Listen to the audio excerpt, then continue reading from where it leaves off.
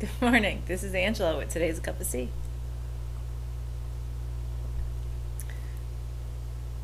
On our path to spiritual enlightenment, our individual evolution, our individual paths up the mountain, one of the most important steps for us to take, one of the most important leaps for us to take, is in accepting the individuality of each one of us, in accepting our individual packages that we have all chosen.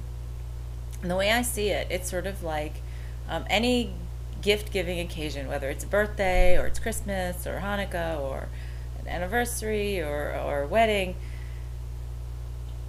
You look at all these gifts, right, sitting at the table, and the gifts are packaged differently. And one might be very, sparkly and bright and huge and really attractive in certain ways, and then another one might be just plainly packaged but very classic in its own right and in a very practical box. Does that make one packaging better than the other? No, it doesn't. If you ask 5 different people which packages they prefer, they're going to pick 5 different things. So it's the same way for us to look at it on how we're packaged individually. Now, what I've talked about so many times in these webcasts, how beautiful it is and how wonderful that part of this symphony is that we are all on this very individual path to come back to our divinity, to come back to our oneness. And yet it is so individually, we're all going to the same place. And so in looking at each other, one of the biggest lessons for us is to realize that, yes, we're different, but we're still the same. We have chosen different packages for different lessons. Now, depending on what you believe about multiple lives, I personally believe firmly that we've come very many times to learn just a whole ton of lessons and have a whole ton of these different experiences. And if you look at it from the standpoint of, it's sort of like going to school. When we go to school and we go to, say, 5th grade, I just picked one out of the air. When, the goal is to have these lessons completed by the end of 5th grade, by the end of 6th grade, by the end of whatever grade. That by the end of this, we'll have all these lessons completed so that that I'm ready to go to the next level, to the next grade. And all the tools that are required are going to get me there, like the books and the lessons and the, examples and the tools, the notebooks, the pens, the pencils, all kind of stuff.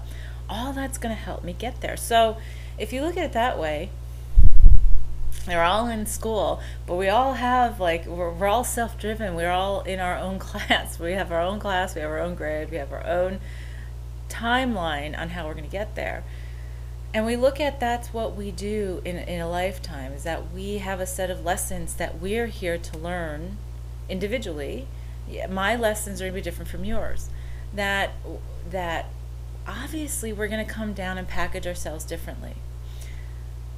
Because it'll help us, it'll be tools. It's part of the tool to help us learn the lesson that we aspired to learn when we came into this life.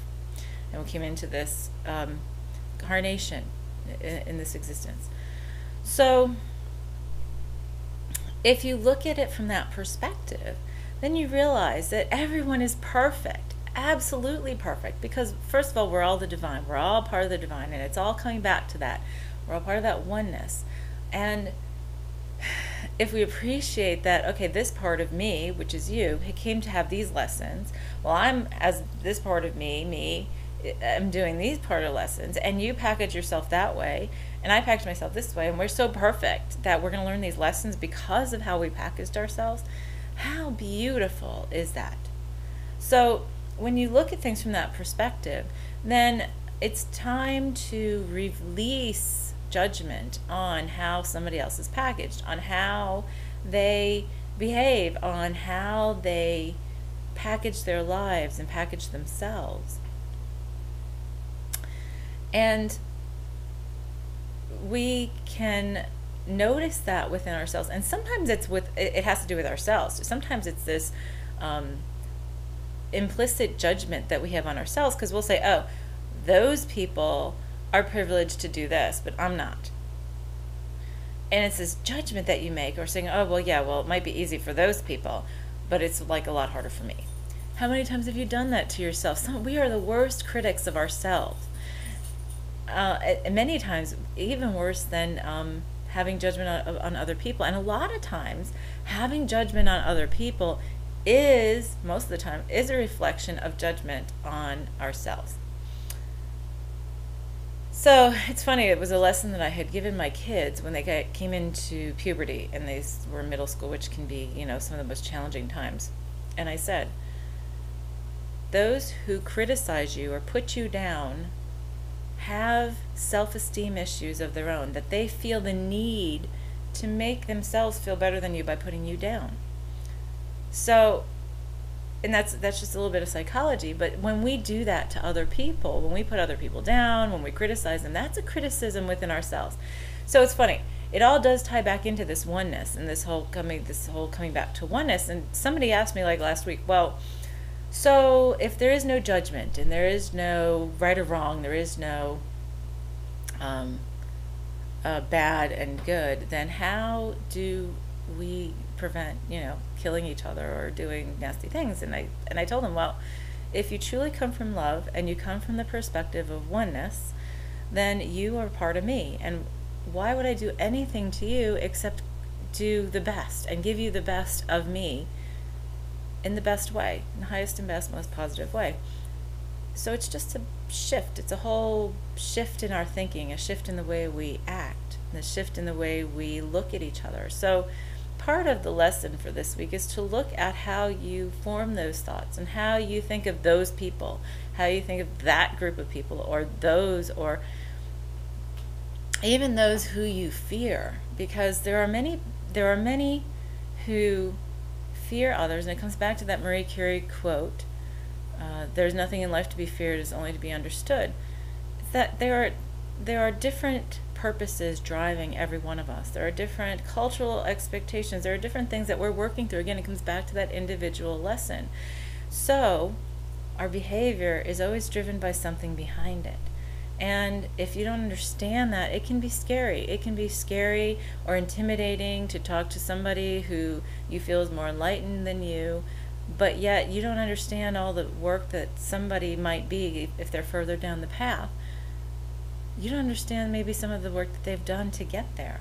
So it comes back to all of our paths are individual. So the key here is to not only accept, but to embrace our differences and celebrate them. Because when you come back to that metaphor of having a celebration of anything, like I said, the Christmas or Hanukkah or birthdays or whatever, and you see all these differently packaged gifts, it makes it part of the beauty of the whole thing, of having all these differences and such a beautiful rainbow and spectrum of different packages and how they are presented.